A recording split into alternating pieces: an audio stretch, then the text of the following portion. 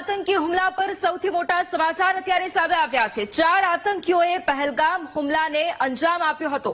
4માંથી 3 આતંકી પાકિસ્તાની હોવાનો ખુલાસો થયો છે। જંગલના રસ્તે આતંકીઓ પહેલગામમાં ઘૂસ્યા હોવાનો ખુલાસો થયો છે। આતંકીઓ પાસે AK-47 અને M4 રાઇફલ્સ હોવાનો ખુલાસો થયો છે। આતંકીઓએ હુમલા દરમિયાન પ્રવાસીઓ પાસેથી 2 મોબાઈલ લૂંટ્યા હતા। તપાસ દરમિયાન એનઆઈએને AK-47 ના કારતૂસ પણ મળી આવ્યા છે। આ સૌથી મોટો ખુલાસો અત્યારે થયો છે। પહેલગામ આતંકી હુમલાને લઈને આ મોટો ખુલાસો છે। 4 આતંકીઓએ પહેલગામ હુમલાને અંજામ આપ્યો હતો અને 4માંથી 3 આતંકી પાકિસ્તાની હોવાનો ખુલાસો થયો છે। તો જંગલના રસ્તે આતંકીઓ પહેલગામમાં ઘૂસ્યા હોવાનો આ મોટો ખુલાસો છે। એટલું જ નહીં, આતંકીઓ પાસે AK-47 અને M4 રાઇફલ્સ હોવાનો પણ ખુલાસો થયો છે। આતંકીઓએ હુમલા દરમિયાન પ્રવાસીઓ પાસેથી 2 મોબાઈલ છે તે પણ લૂંટ્યા હતા અને તપાસ દરમિયાન એનઆઈએને AK-47 ના કારતૂસ પણ મળી આવ્યા છે। અને આ જ મુદ્દે જયદેવભાઈ જોશી કે જેઓ રક્ષા વિશેષજ્ઞ છે આપણી સાથે ફોન લાઈન પર જોડાયા છે। જયદેવભાઈ, સૌથી પહેલા તો સ્વાગત છે આપનું વીટીવી ન્યૂઝમાં। જયદેવભાઈ, સૌથી મહત્વની વાત એ છે કે પહેલગામ આતંકી હુમલાને લઈને જે એક બાદ એક મોટા ઘટસ્ફોટ થઈ રહ્યા છે, એમાં એક સૌથી મોટી બાબત એ આવી છે કે 4 જેટલા આતંકવાદીઓએ આ હુમલાને અંજામ આપ્યો હતો અને એમાંથી 3 આતંકી પાકિસ્તાની હોવાનો ખુલાસો છે। અને બીજી તરફ જંગલના રસ્તે તેઓ આવ્યા હતા અને આ જ જંગલના રસ્તાના માધ્યમથી તેઓ પહેલગામમાં ઘૂસ્યા હતા। એટલે સૌથી પહેલા આખી એક તેમણે મોડસ ઓપરેન્ડી અને તેની સાથે સાથે પોતાની સુરક્ષાની પણ તેમણે ખાસ ખાતરી કરી હતી અને બીજી તરફ તેઓ રાઇફલ્સ છે એટલે ખાસ લૂંટના ઈરાદે પણ તેઓ આવ્યા હતા, કારણ કે લોકોના મોબાઈલ પણ તેમણે લઈ લીધા હતા। એટલે સૌથી પહેલા તો આખા પ્લાનિંગ વિશે આપ શું કહેશો, જે રીતે એ લોકો આવ્યા, હુમલો કર્યો અને ત્યારબાદ નાસી છૂટ્યા?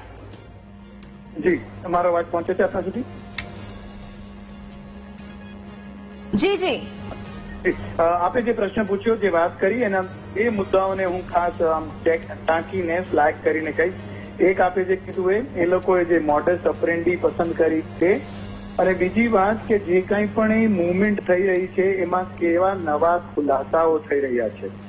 એમની મોડસ ઓપરેન્ડી વિશે આપણે થોડું જાણતા હતા। આપણે ઘટનાના જ દિવસે આપણી ન્યૂઝ ચેનલમાં જયારે વાત થઈ તેને ટાંકતા જો હું કહું તો આ જે વાત છે, આ જે સમય છે, આ પ્રકારની મોડસ ઓપરેન્ડી છે, એમાં ઘણું બધું આવું બહાર નીકળશે જો આપણે એ આતંકવાદીઓને પકડી શકશું, એમના સાગરીતોને પકડી શકશું, એમની હારે વાત કરી શકીશું તો એ ચોક્કસ થવાનું છે। એ આપણને અંદાજો હતો અને એ આપણે વાત થઈ હતી।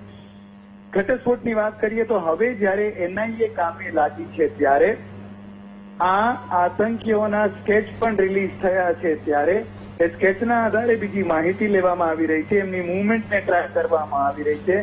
વધારેમાં જેમની સાથે સંપર્કમાં આવ્યા હોય, જે રૂટથી આવ્યા હોય, એવા આપને યાદ હશે 2-3 દિવસ પહેલા 1500 જેવા લોકોની અટકાયત પણ કરવામાં આવી હતી અને એમનું ઇન્ટ્રોગેશન થયું છે। એ બધાના આધારે ઘણી બધી ચોંકાવનારી માહિતીઓ મળી છે અને પ્લીઝ બી રેસ્ટ એશ્યોર્ડ, આપણે આપણા વીટીવીના દર્શકોને એ પણ કહીએ, આવી જ સનસનીખેજ, નવી અને ખૂબ જ મહત્વની માહિતી આપણને મળશે જ। આપણે આપણા સુરક્ષા તંત્ર, આપણા ગુપ્તચર તંત્રને એ ભરોસો રાખીએ આપણને આવી ઘણી માહિતી મળવાની છે।